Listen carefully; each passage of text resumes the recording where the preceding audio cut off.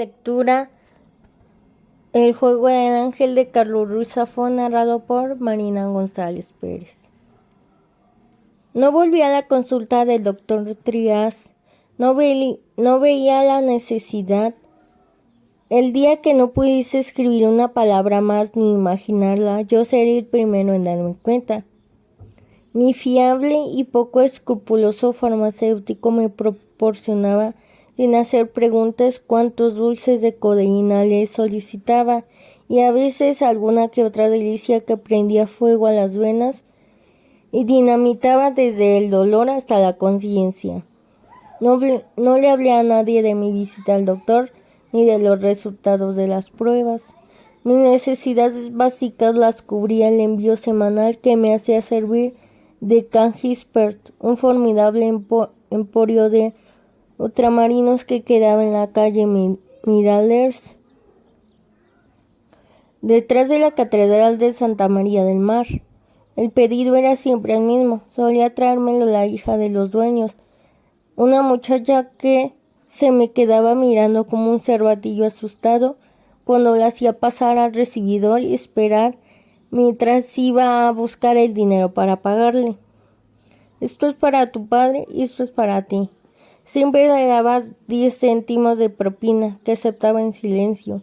Cada semana la muchacha volvía a llamar en mi puerta con el pedido, y cada semana le pagaba y le daba 10 céntimos de propina.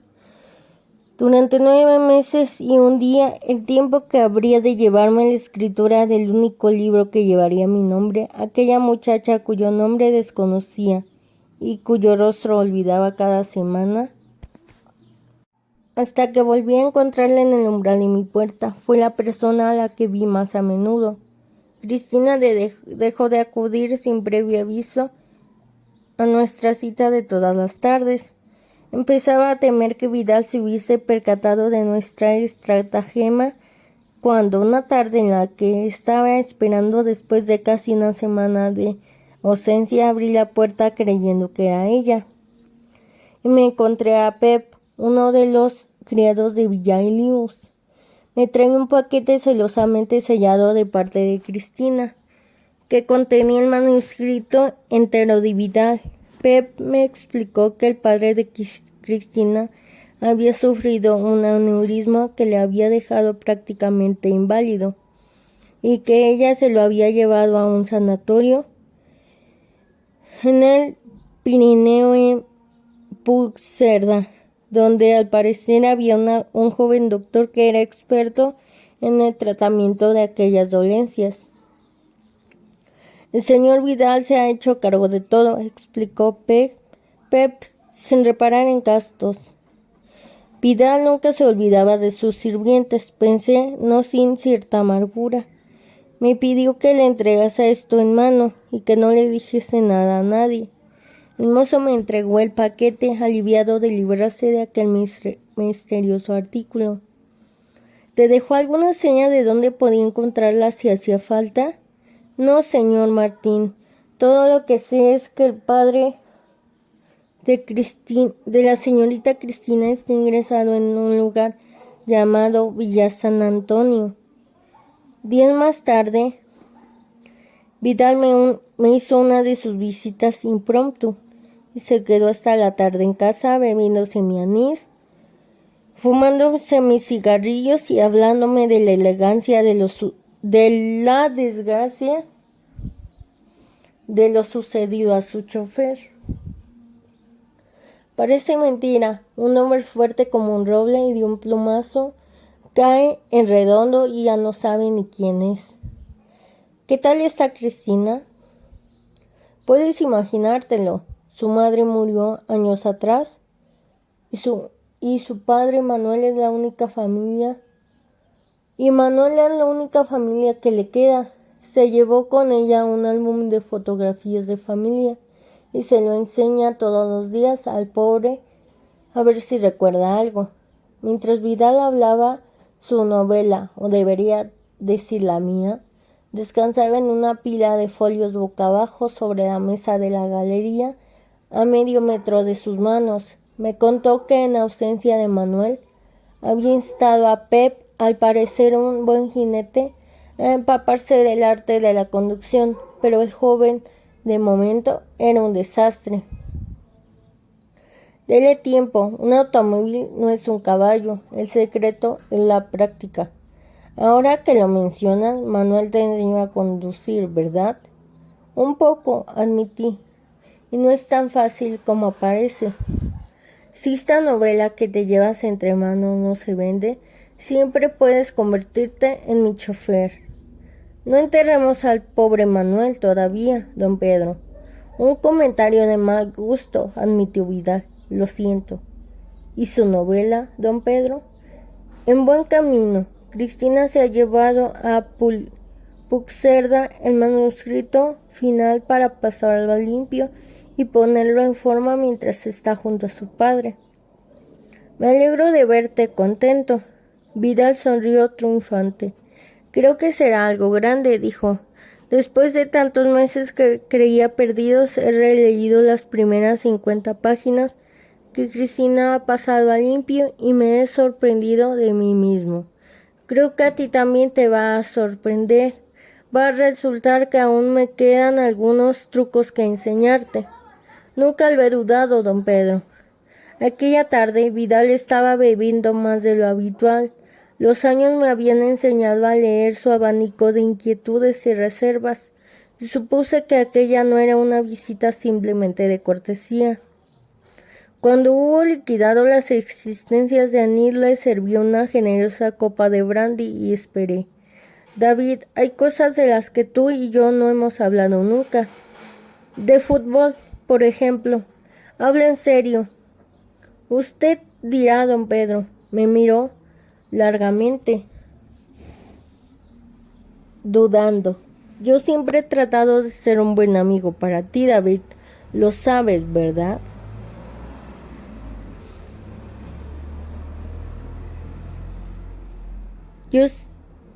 Ha sido usted mucho más que eso, don Pedro. Lo sé yo y lo sabe usted. A veces me pregunto si no habría tenido que ser más honesto contigo. ¿Respecto a qué? Vidal ahogó la mirada en su copa de brandy. Hay cosas que no te he contado nunca, David. Cosas de las que quizá debería haberte hablado hace años. Dejé transcurrir un instante que se hizo eterno. Fuera lo que fuese que Vidal quería contarme, estaba claro que ni todo el brandy del mundo iba a sacárselo. No se preocupe, don Pedro. Si han esperado años, seguro que pueden esperar a mañana. Mañana a lo mejor no tengo el valor de decírtelas. Me di cuenta de que nunca le había visto tan asustado.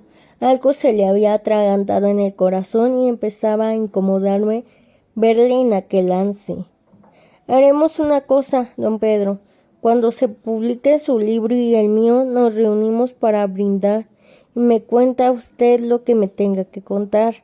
Me invita a uno de esos sitios caros y finos donde no me dejan entrar si no voy con usted y me hace todas las confidencias que me quiera hacer.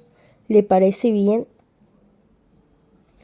Al anochecer le acompañé hasta el paseo del Borne, donde Pep esperaba al pie del hispano-suiza, enfundado en el uniforme de Manuel que le venía 5 tallas grandes, lo mismo que el automóvil. La carrocería estaba perfumada de rasguños y golpes de aspecto reciente que dolían a la vista. Al trote relajado, Pep, aconsejé, nada de galopar, lento pero seguro, como si fuera un percherón. Sí, señor Martín, lento pero seguro. Al despedirse, Vidal me abrazó con fuerza, y cuando subió al coche me pareció que llevaba el peso del mundo entero sobre los hombros. 16. A los pocos días de haber puesto punto y final a las 2 novelas, la de Vidal y la mía, Pep se presentó en mi casa sin previo aviso. Iba enfundado en aquel uniforme que había heredado de Manuel y que le confería el aspecto de un niño disfrazado de mariscal de campo. En principio supuse que traía algún mensaje de Vidal o tal vez de Cristina. Pero su sombrío semblante traicionaba una inquietud que me hizo descartar aquella posibilidad tan pronto cruzamos la mirada. Malas noticias, señor Martín. ¿Qué ha pasado? Es el señor Manuel. Mientras me explicaba lo sucedido se le hundió la voz, y cuando le pregunté si quería un vaso de agua casi se echó a llorar. Manuel Sagnier había fallecido 3 días antes en el sanatorio del Puigcerdá tras una larga agonía. Por decisión de su hija le habían enterrado el día anterior en un pequeño cementerio al pie de los Pirineos. Dios santo, murmuré. En vez de agua serví a Pep una copa de brandy, mi encargada, y lo aparqué en una butaca en la galería. Cuando estuvo más calmado, Pep me explicó que Vidal le había enviado a recoger a Cristina, que volvía aquella tarde en el tren que tenía prevista su llegada a las 5. Imagínese cómo estará la señorita Cristina, murmuró, acongojado ante la perspectiva de tener que ser él quien la recibiese y consolarle. De camino al pequeño apartamento sobre las cocheras de Villelios donde había vivido con su padre desde que era niña. Pep, no creo que sea una buena idea que vayas a recoger a la señorita Sagnier. Órdenes de don Pedro. Dile a don Pedro que yo asumo la responsabilidad. A golpes de licor y retórica, le convencí para que se marchase y dejase el asunto en mis manos. Yo mismo iría a recogerla y la llevaría a Villelios en un taxi. Se lo agradezco, señor Martín. Usted, que es de letras, sabrá mejor qué decirle a la pobre. A las 5 menos cuarto me encaminé hacia la recién inaugurada estación de Francia.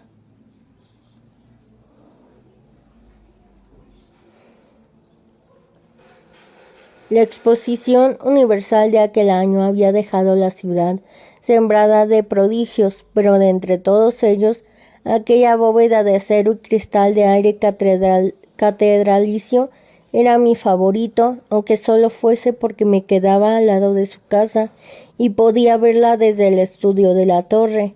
Aquella tarde el cielo estaba sembrado de nubes negras que cabalgaban desde el mar y se anudaban sobre la ciudad. El eco de relámpagos en el horizonte y un viento cálido que olía a polvo y a electricidad hacían presagiar que se avecinaba una tormenta estival de considerable envergadura. Cuando llegué a la estación estaban empezando a verse las primeras gotas, brillantes y pesadas como monedas caídas del cielo. Para cuando me adentré en el andén a esperar la llegada del tren, la lluvia ya golpeaba con fuerza la bóveda de la estación y la noche pareció precipitarse de golpe, apenas interrumpida por las llamaradas de luz que estallaban sobre la ciudad y dejaban un rastro de ruido y furia. El tren llegó con casi 1 hora de retraso, una serpiente de vapor arrastrándose bajo la tormenta. Esperé a pie de locomotora a ver aparecer a Cristina entre los viajeros que se iban apeando de los vagones. 10 minutos más tarde todo el pasaje había descendido y seguía sin haber rastro de ella. Estaba por volver a casa creyendo que al fin Cristina no habría tomado aquel tren cuando decidí dar un último vistazo y recorrer todo el andén hasta el final con la mirada atenta a las ventanas de los compartimentos. La encontré en el penúltimo vagón sentada con la cabeza apoyada en la ventana y la mirada extraviada. Subí al vagón y me detuve en el umbral del compartimento. Al oír mis pasos se volvió y me miró sin sorpresa, sonriendo débilmente. Se levantó y me abrazó en silencio. Bienvenida, dije. Cristina no traía más equipaje que una pequeña maleta. Le ofrecí mi mano y bajamos al andén, que ya estaba desierto. Recorrimos el trayecto hasta el vestíbulo de la estación sin despegar los labios. Al llegar a la salida nos detuvimos. El aguacero caía con fuerza y la línea de taxis que había a las puertas de la estación cuando llegué se había evaporado. No quiero volver a Villa Elíos esta noche, David, todavía no.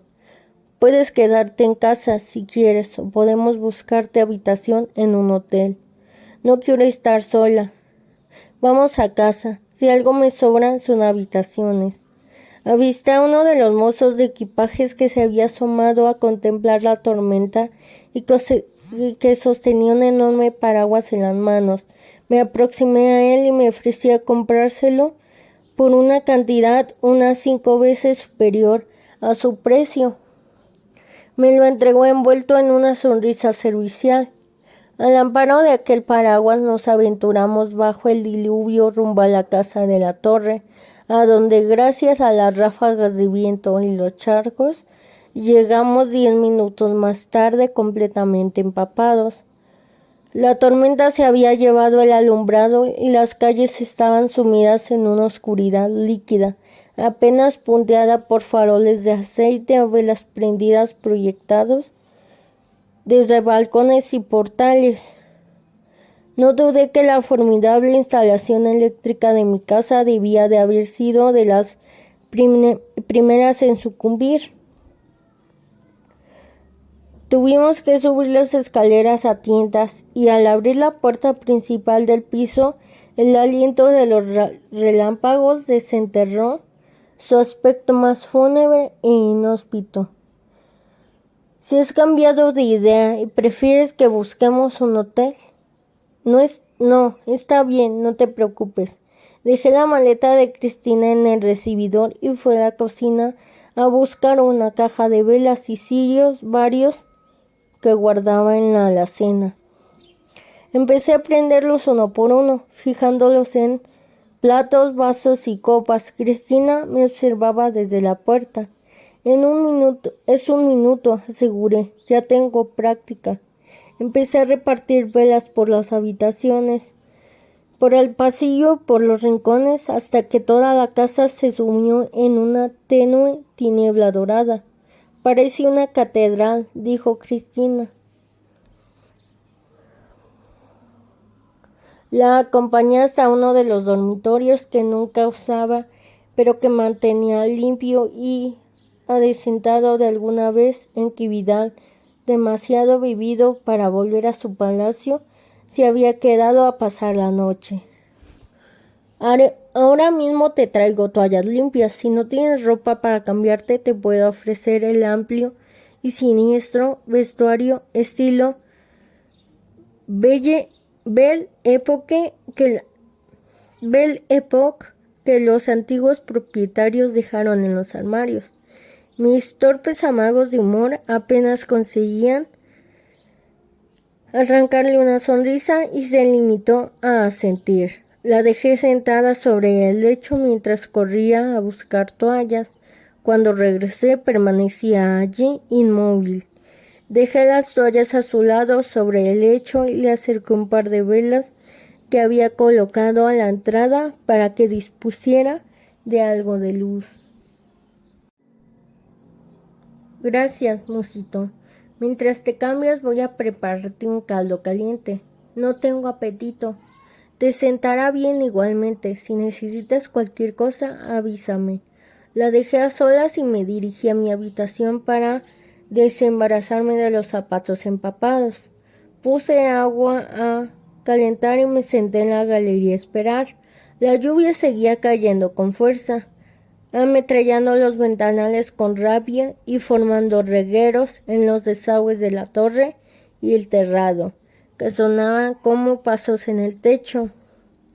Más allá, el barrio de la Ribera estaba sumido en una oscuridad casi absoluta. Al rato oí que la puerta de la habitación de Cristina se abría y la escuché acercarse. Se había enfundado una bata blanca y se había echado a los hombros un montón de lana que no iba con ella. Un mantón de lana que no iba con ella. Te lo he tomado prestado de uno de los armarios, dijo. Espero que no te importe. Puedes quedártelo si quieres. Se sentó en una de las butacas y paseó los ojos por la sala, deteniéndose en la pila de folios que había sobre la mesa. Me miró y asentí. La acabé hace unos días, dije. ¿Y la tuya? Lo cierto es que sentía ambos manuscritos como míos, pero me limité a asentir. ¿Puedo?, preguntó, tomando una página y acercándola al candil. Claro, la vi leer en silencio, una sonrisa tibia en los labios.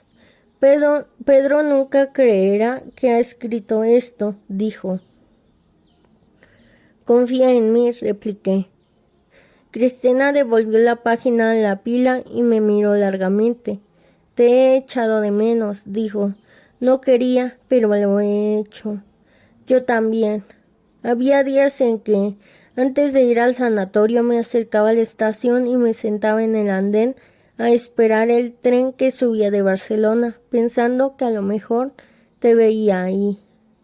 Trae saliva. Pensaba que no querías verme, dije. Yo también lo pensaba. Mi padre preguntaba a menudo por ti, ¿sabes? Me pidió que cuidase de ti. Tu padre era un buen hombre, dije, un buen amigo. Cristina asintió con una sonrisa, pero vi que se le llenaban los ojos de lágrimas. Al final ya no se acordaba de nada. Había días en que me confundía con mi madre y me pedía perdón por los años que pasó en la cárcel. Luego pasaban semanas en que apenas se daba cuenta de que estaba allí. Con el tiempo, la soledad se te mete dentro y no se va. Lo siento, Cristina. Los últimos días creí que estaba mejor. Empezaba a recordar cosas. Me había llevado un álbum de fotografías que él tenía en casa y le enseñaba otra vez quién era quién. Había una foto de hace años en Villa Elius, en la que estáis tú y él subidos en el coche. Tú estás al volante y mi padre te está enseñando a conducir. Los dos os estáis riendo. ¿Quieres verla? Dudé, pero no me atreví a romper aquel instante. Claro. Cristina fue a buscar el álbum a su maleta y regresó con un pequeño libro encuadernado en piel. Se sentó a mi lado y empezó a pasar las páginas repletas de viejos retratos, recortes y postales. Manuel, como mi padre, apenas había aprendido a leer y escribir, y sus recuerdos estaban hechos de imágenes. Mira, estáis aquí. Examiné la fotografía y recordé exactamente el día de verano en que Manuel me había dejado subir en el primer coche que había comprado Vidal y me había enseñado los rudimentos de la conducción. Luego habíamos sacado el coche hasta la calle Panamá y a una velocidad de unos 5 kilómetros por hora, que a mí me pareció vertiginosa, habíamos ido hasta la avenida Pearson y habíamos vuelto conmigo a los mandos. Está usted hecho un as del volante, había dictaminado Manuel. Si algún día le falta lo de los cuentos, considere su porvenir en las carreras. Sonreí, recordando aquel momento que había creído perdido. Cristina me tendió el álbum. Quédatelo. A mi padre le hubiese gustado que lo tuvieses. Tú. Es tuyo, Cristina. No puedo aceptarlo. Yo también prefiero que lo guardes tú. Queda en depósito entonces hasta que quieras venir por él. Empecé a pasar las hojas del álbum, revisitando rostros que recordaba y otros que nunca había visto. Allí estaba la foto de la boda de Manuel Sagnier y su esposa Marta, a la que tanto se parecía a Cristina. retratos de estudio de sus tíos y abuelos, de una calle en el Raval por la que pasaba una procesión y de los baños de San Sebastián, en la playa de la Barceloneta. Manuel había coleccionado viejas postales de Barcelona y recortes de los periódicos con imágenes de un Vidal jovencísimo posando a las puertas del Hotel Florida en la cima del Tibidabo, y otra en la que aparecía del brazo de una belleza de infarto en los salones del casino de la Rabasada. Tu padre veneraba a don Pedro. Siempre me dijo que se lo debíamos todo, repuso Cristina. Seguí viajando a través de la memoria del pobre Manuel, hasta dar con una página en la que apareció una fotografía que no parecía encajar con el resto. En ella se apreciaba una niña de unos 8 o 9 años caminando sobre un pequeño muelle de madera que se adentraba en una lámina de mar luminosa. Iba de la mano de un adulto, un hombre vestido con un traje blanco que quedaba cortado por el encuadre. Al fondo del muelle se podía apreciar un pequeño bote de vela y un horizonte infinito en el que se ponía el sol. La niña que estaba de espaldas era Cristina. Esa es mi favorita, murmuró Cristina. ¿Dónde está tomada? No lo sé, no recuerdo ese lugar ni ese día. No estoy ni segura de que ese hombre sea mi padre. Es como si ese momento nunca hubiese existido. Hace años que lo encontré en el álbum de mi padre y nunca he sabido lo que significa. Es como si quisiera decirme algo. Fui pasando páginas. Cristina iba contándome quién era quién. Mira, esta soy yo con 14 años. Ya lo sé. Cristina me miró con tristeza. Yo no me daba cuenta, ¿verdad?, preguntó. Me encogí de hombros. No podrás perdonarme nunca. Preferí pasar las páginas a mirar a los ojos. No tengo nada que perdonar. Mírame, David. Cerré el álbum e hice lo que me pedía. Es mentira, dijo. Sí que me daba cuenta. Me daba cuenta todos los días, pero creía que no tenía derecho. ¿Por qué? Porque nuestras vidas no nos pertenecen, ni la mía, ni la de mi padre, ni la tuya. Todo pertenece a Vidal, dije con amargura. Lentamente me tomó la mano y se la llevó a los labios. Hoy no, murmuró. Sabía que le iba a perder tan pronto pasara aquella noche y el dolor y la soledad que se la comían por dentro fueran acallándose. Sabía que tenía razón, no porque fuera cierto lo que había dicho, sino porque en el fondo ambos lo creíamos y siempre sería así. Nos escondimos como dos ladrones en una de las habitaciones sin atrevernos a prender una vela, sin atrevernos ni siquiera a hablar. La desnudé despacio, recorriendo su piel con los labios, consciente de que nunca más volvería a hacerlo. Cristina se entregó con rabia y abandono, y cuando nos venció la fatiga se durmió en mis brazos sin necesidad de decir nada. Me resistí al sueño, saboreando el calor de su cuerpo y pensando que si al día siguiente la muerte quería venir a mi encuentro, la recibiría en paz. Acaricié a Cristina en la penumbra, escuchando la tormenta alejarse a la ciudad tras los muros, sabiendo que iba a perderla, pero que por unos minutos nos habíamos pertenecido el uno al otro y a nadie más. Cuando el primer aliento del alba rozó las ventanas, abrí los ojos y encontré el lecho vacío. Salí al corredor y fui hasta la galería. Cristina había dejado el álbum y se había llevado la novela de Vidal. Recorrí la casa que ya olía a su ausencia y fui apagando una por una las velas que había prendido la noche anterior. Día 9 de lectura. El juego del ángel.